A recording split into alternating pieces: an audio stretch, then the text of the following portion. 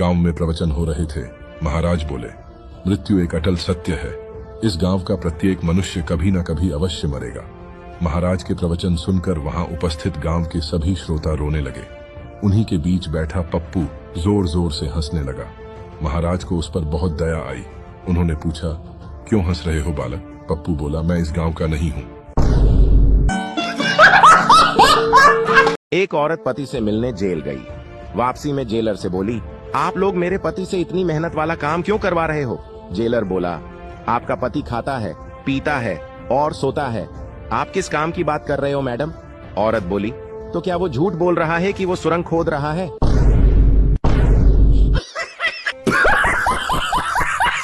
एक सेठ एक आदमी को जोर जोर से पीट रहे थे। लोगों ने पूछा, क्या हुआ? सेठ बोला, अरे 2 साल से उल्लू बना रहा है ये। जब भी पैसे मांगो कहता है कि पत्नी हॉस्पिटल में है, और मुझे आज पता चला कि इसकी पत्नी नर्स है। कल रात मैंने पार्टी में ड्रिंक के 7 पैग ले लिए। फिर भी मुझे विश्वास था कि मैं ड्राइव कर सकता हूं, लेकिन मैंने एक जिम्मेदार नागरिक का कर्तव्य निभाते हुए एक टैक्सी बुक की और घर चला गया।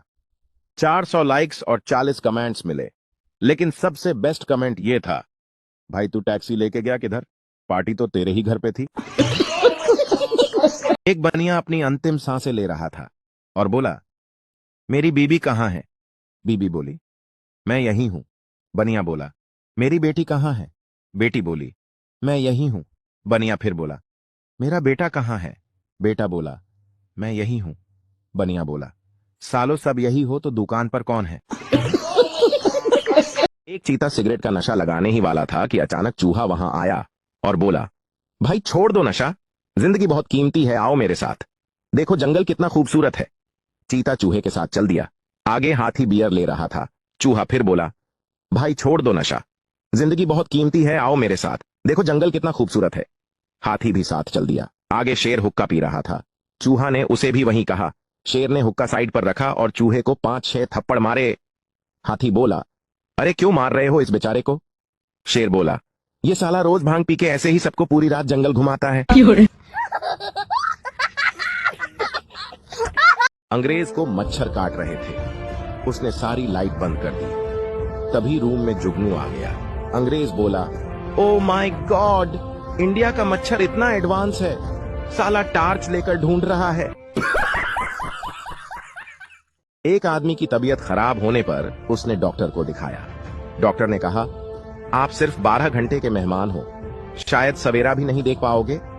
आदमी ने यह बात बड़े दुख के साथ अपनी पत्नी को बताई और सोचा कि यह आखिरी रात अपनी पत्नी के साथ प्यार से बिताई जाए। दोनों बड़ी देर तक बातें की और साथ में बिताए लम्हों को याद किया।